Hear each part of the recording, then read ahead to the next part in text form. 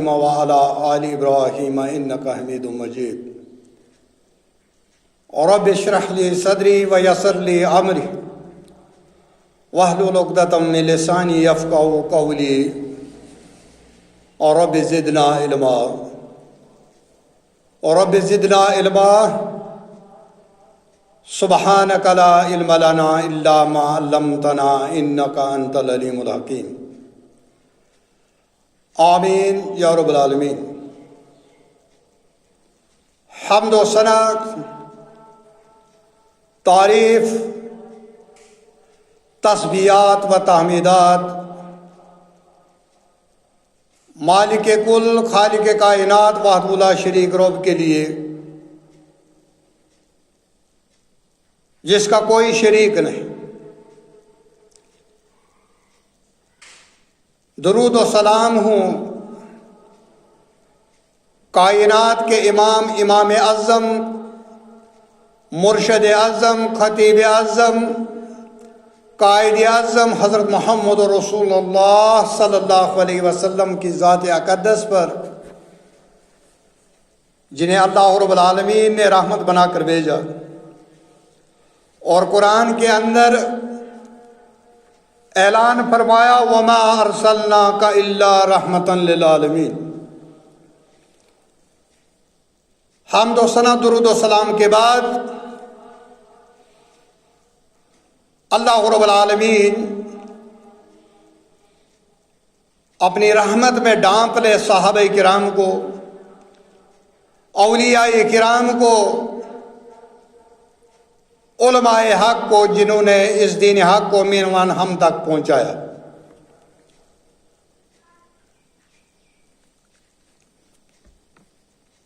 میں نے ایک آیت مبارکہ آپ کے سامنے تلاوت کی۔ یہ ہمارے سال کا آخری مہینہ ماہ ذی الحجہ، اس کی بڑی فضیلت ہے۔ احادیث مبارکہ میں حضرت محمد رسول اللہ صلی اللہ علیہ وسلم نے ماہ ذی الحجہ کی بڑی فضیلت بیان کی۔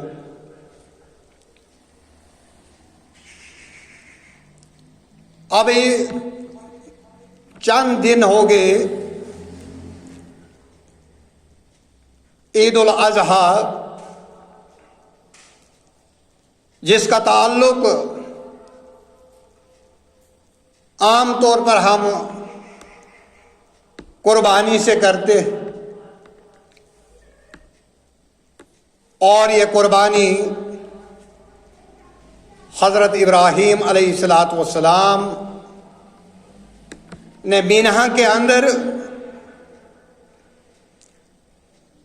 اپنے لخت جگر کو ذبح کرنے کے لیے لے گئے، تو اللہ رب العالمین نے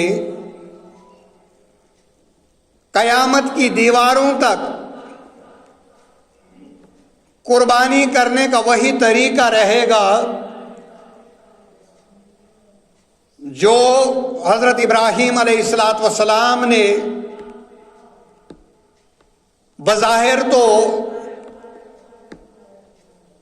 بیٹے کو لٹایا تھا، لیکن اللہ رب العالمین کی قدرت سے جنت سے دمبا آیا، وہ ذبح ہو گیا۔ تو محمد رسول اللہ صلی اللہ علیہ وسلم اپنی 23 سالہ نبوی زندگی کے اندر قربانی کرتے رہے، اور یہ قربانی جو ہے اصل میں حضرت آدم علیہ السلام سے شروع ہوئی۔ حضرت آدم علیہ السلام کے دو بیٹے حابیل اور قابیل، وہاں سے اس کی شروعات ہوئی۔ حافظ محمد عبداللہ ایک جید عالم ہیں، غالباً بنگال کے رہنے والے. انہوں نے ایک کتاب لکھی، اس کے اندر یہ ذکر کیا کہ حابیل اور قابیل جو بھائی تھے، یہ قربانی کا سلسلہ کیسے چلا. حضرت آدم علیہ السلام کے ہر سال جڑواں بچے ہوتے تھے، ایک بیٹی اور ایک بیٹا. اور اللہ رب العالمین نے حضرت آدم علیہ السلام کو حکم دیا کہ اس سال والی بیٹی کو جو اگلے سال پیدا ہو اس بیٹے کے ساتھ نکاح کیا جائے، اور جو اس سال والا بیٹا ہے اس کو اگلے سال پیدا ہونے والی بیٹی کے ساتھ نکاح کیا جائے. اس شریعت کے اندر یہ جائز تھا. ہماری شریعت کے اندر جڑواں پیدا ہونے والے بچوں کی ان کی شادی نہیں ہو سکتی، کیونکہ وہ بھائی اور بہن. اللہ رب العالمین جانتا ہے اس کائنات کو چلانا تھا، انسانیت کو دنیا کے اندر بسانا تھا. تو اب یہ دو بھائی آپس میں لڑ پڑے. ایک بھائی نے کہا میں اسی کے ساتھ شادی کروں گا جو میرے ساتھ پیدا ہو. حضرت آدم علیہ السلام نے کہا کہ اللہ کا حکم ایسا نہیں، آپ ایسا ہرگز نہیں کر سکتے. حافظ صاحب لکھتے ہیں کہ جب آدم علیہ السلام کے بیٹوں نے باپ کا نہیں مانا تو باپ نے حکم دیا کہ آپ قربانی کرو. اس وقت قربانی لے جا کر ایک پہاڑی پر رکھی جاتی تھی. آسمان سے ایک آگ آتی تھی جو اس قربانی کو جلا دیتی تھی، اور یہ سمجھا جاتا تھا کہ قربانی قبول ہو گئی. حضرت آدم علیہ السلام کا نافرمان بیٹا یہ زمیندار تھا، اس نے سڑا ہوا گلا لیا اور پہاڑی پر رکھا. آگ نہیں آئی. یہ علامت تھی کہ اس نافرمان بیٹے کی قربانی قبول نہیں. جو دوسرا بیٹا تھا وہ دمبے پالتا تھا، اس نے دمبا لیا، پہاڑی پر رکھا. حافظ صاحب لکھتے ہیں کہ اللہ رب العالمین نے فرشتہ بھیجا اور دمبے کو اٹھا لیا اور جنت میں لے گئے. قربانی کی شروعات وہاں سے ہوئی. بہرحال جو ہم قربانی کرتے ہیں اس کی شروعات حضرت ابراہیم علیہ السلام سے ہوئی، اور اس پر عمل کرنے والے خاتم النبیین حضرت محمد رسول اللہ صلی اللہ علیہ وسلم، انہوں نے قربانی کی. اب میں ایک جگہ مولوی صاحب ایک بیان کر رہے تھے کہ ابراہیم علیہ السلام نے خواب دیکھا کہ اپنی پیاری چیز اللہ کے راہ میں قربان کرو. حضرت ابراہیم علیہ السلام نے 100 اونٹ کر دیے. یہ بے بنیاد بات ہے، کیونکہ جو نص قرآن ہے، نص قرآن جو ہے وہ کچھ اور کہتا ہے. اللہ رب العالمین نے وہ خواب جو حضرت ابراہیم علیہ السلام نے دیکھا اپنی آخری کتاب کے اندر آیات بنا کر نازل کیا. وہ پورا مکالمہ ہے. قرآن کیا کہتا ہے؟ حضرت ابراہیم علیہ السلام نے کہا یا بنیہ، اے میرے بچے، اے میرے پیارے بیٹے، اے میرے حلیم اور بردبار بیٹے، انی ارا فی المنام، میں نے خواب دیکھا، میں نے خواب دیکھا،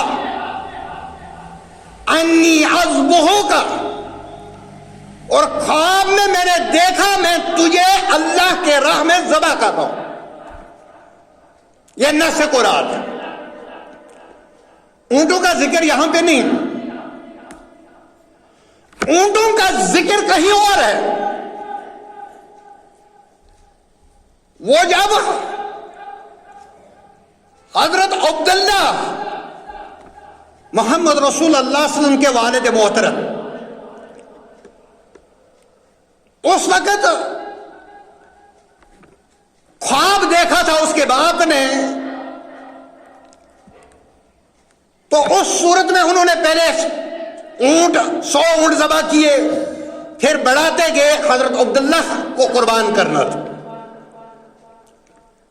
تو اونٹ بڑھاتے گئے. اس واقعہ کو لا کر یہاں پر فٹ کر رہے، بات نہیں بنتی، کیونکہ نص قرآن کچھ اور کہہ رہی ہے. واضح صحیح الفاظ میں اللہ رب العالمین نے کہا وہ خواب جو حضرت ابراہیم علیہ السلام نے دیکھا اس کا ذکر اللہ کی آخری کتاب میں اللہ رب العالمین نے آیات بنا کر ذکر کیا. یا بنیہ، اے میرے بیٹے، انی ارا فی المنام، میں نے خواب دیکھا، انی اذبحک، میں تجھے خواب میں دیکھا میں تجھے ذبح کر رہا ہوں. فانظر ماذا ترى، تیری کیا رائے ہے؟ او میرے بیٹے، میں نے فیصلہ کر لیا ہے، میں نے فیصلہ کر لیا ہے، میں تجھے ذبح کروں گا. فانظر ماذا ترى، تو اپنا فیصلہ سنا دے. یہ میں رائے نہیں پوچھ رہا ہوں، بلکہ میں نے فیصلہ کر لیا، میں تجھے ذبح کروں گا. فانظر ماذا ترى، تو کیا کہتا ہے؟ قال یا ابتی، اے میرے ابا، بابا حضور، افعل کیجئے جو آپ کو اللہ کی طرف سے حکم ملا، آپ کر گزریے. انشاءاللہ آپ مجھے صبر کرنے والوں میں سے پائیں گے. اب دیکھیے، جب سے اللہ رب العالمین نے زمین اور آسمان بنایا، اس زمین اور آسمان نے جب وہ منظر دیکھا ہوگا، قیامت کی دیواروں تک ایسا منظر اس زمین اور آسمان نے نہیں دیکھا. حضرت ابراہیم خلیل اللہ ہاتھ میں چھری لیے ہوئے اللہ کی اطاعت کر رہے ہیں، بیٹے کی گردن پر چھری چلا کر اللہ کی اطاعت کر رہے ہیں. چھری ابراہیم کے ہاتھ میں ہے اور اسماعیل کی گردن کو نہیں کاٹ رہی ہے، وہ اللہ کی اطاعت کر رہی ہے۔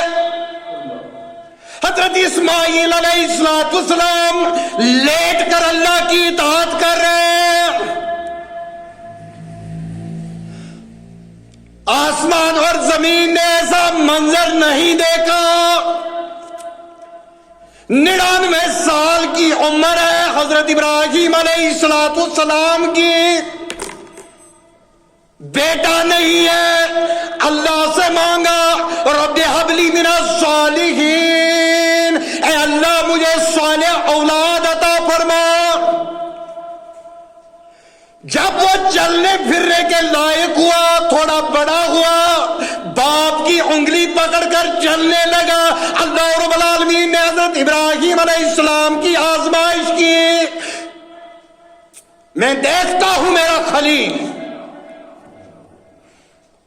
میری آزمائش میں کامیاب ہوتا ہے کہ نہیں۔ ارے میرے بھائی، یہ خلیل اللہ ہے،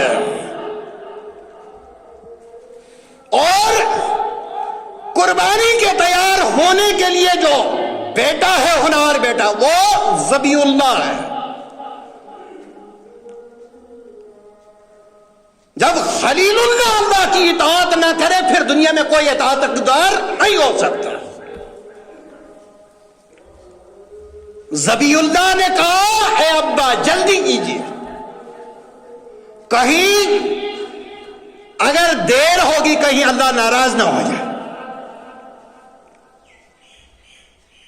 اللہ ناراض نہیں ہونا چاہیے۔ اور پھر دیکھو ہم کتنا اللہ کو راضی کر رہے ہیں۔ ہم نے پوری زندگی اللہ کو ناراض کی،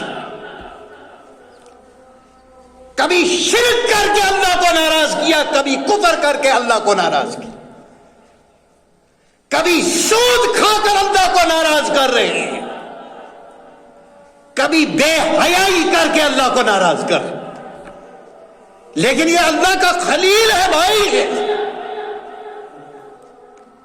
یہ اللہ کو راضی کر رہا ہے، اکلوتا بیٹا ایک ہی ہے، بڑھاپے کا سہارا ہے، لیکن اللہ کی راہ میں قربان کر رہا ہے، کوئی پرواہ نہیں۔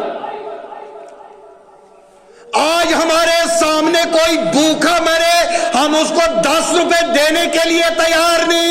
حضرت ابراہیم علیہ السلام اللہ کی راہ میں اپنے ہونہار اکلوتے بیٹے کو ذبح کرنے کے لیے تیار ہو گئے، تیار ہی نہیں بلکہ چھری بھی پھیر دی۔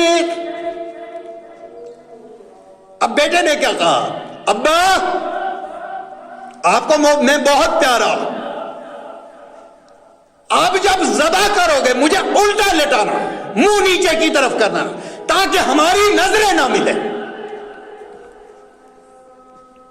ابا کہیں آپ کو محبت جوش نہ مارے، اللہ کی ناراضگی ہو جائے۔ اس سے پہلے شیطان جو ہے وہ آیا، حضرت ہاجرہ کے پاس آیا، اماں ابراہیم کہاں؟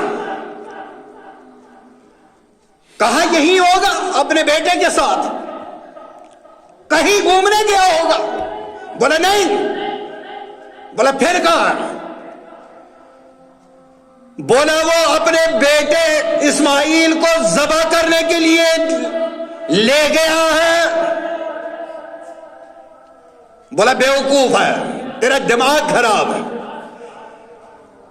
اس عمر میں بیٹا، اور کبھی سنا ہے اب باپ اپنے بیٹے کو ذبح کرے؟ ایسا ہو سکتا ہے؟ شیطان ناکام ہو گیا، بولا نہیں، بات ایسی نہیں ہے، وہ کہتا ہے کہ مجھے اللہ کا حکم ہے۔ بولا اگر اللہ کا حکم ہے پھر تو ٹھیک کر رہے ہیں، پھر تو حق ہے حضرت ابراہیم علیہ السلام۔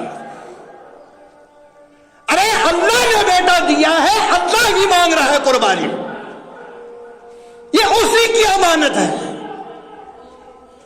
ہم کون ہوتے ہیں؟ لیکن اسی لیے نبی کریم صلی اللہ علیہ وسلم نے فرمایا جو قربانی کی طاقت رکھتا اور قربانی نہ کرے وہ میری عیدگاہ میں نہ آئے. کچھ نادان ایسا بھی کہتے کہ غریب و غرباؤں کو دے دو، دارالعلوموں کو دے دو. نہیں میرے بھائی، قربانی ہوگی، باضابطہ جانور ذبح کیا جائے گا. اگر قربانی کی 10 گنا قیمت بھی ادا کرو گے، غریبوں میں بانٹو گے، قربانی ادا نہیں ہوگی. حضرت ہاجرہ جب اس بیابان میں چھوڑ کر حضرت ابراہیم علیہ السلام چلے گئے، پانی ختم ہوا، زیادہ راہ ختم ہوا، تو ہاجرہ صفا اور مروہ کے 7 چکر لگاتی. کہیں میں دیکھوں کہیں پانی مت آ جائے، کہیں کوئی انسان دکھ جائے میری مدد کرے. تو واپسی پر 7 چکر جب پورے ہو گئے تو زمزم کا چشمہ پھوٹا ہوا ہے حضرت اسماعیل علیہ السلام کے پاؤں کے نیچے. اب دیکھیے، عبادت وہی منظور ہوگی جو اس طریقے پر ہوگی جو وقت کے پیغمبر نے سکھائی ہوگی. ہاجرہ نے 7 چکر لگائے. محمد رسول اللہ صلی اللہ علیہ وسلم پورے کائنات کے امام، نبیوں کے سردار، نبیوں کے امام، حجۃ الوداع، بے شک آپ حبیب خدا ہے، محبوب کبریا ہے، محمد مصطفیٰ ہے، یا رسول اللہ شافی مصطفیٰ ہے، شافی المذنبین ہے، بڑی شفاعت کرنے والے ہیں. لیکن آقا یہ 7 چکر جو حاجرہ نے لگائے یہ آپ کو بھی لگانے ہیں، تب آپ کا حج مکمل ہوگا. یہ ہے عبادت کا انداز. جیسے عبادت محمد رسول اللہ صلی اللہ علیہ وسلم نے سکھائی، اگر اس طریقے پر تیری عبادت ہے اللہ قبول کرے گا، اگر نہیں ہے تو وہ قبول نہیں ہوگی. آپ دفتر میں چلے جاتے ہو، ایپلیکیشن لکھتے ہو، عدالت میں چلے جاتے ہو، جب تک اس پر جج صاحب کی مہر نہیں ہوگی وہ ایپلیکیشن نہیں مانی جائے گی، چاہے کسی اور کی 100 مہریں لگا لو.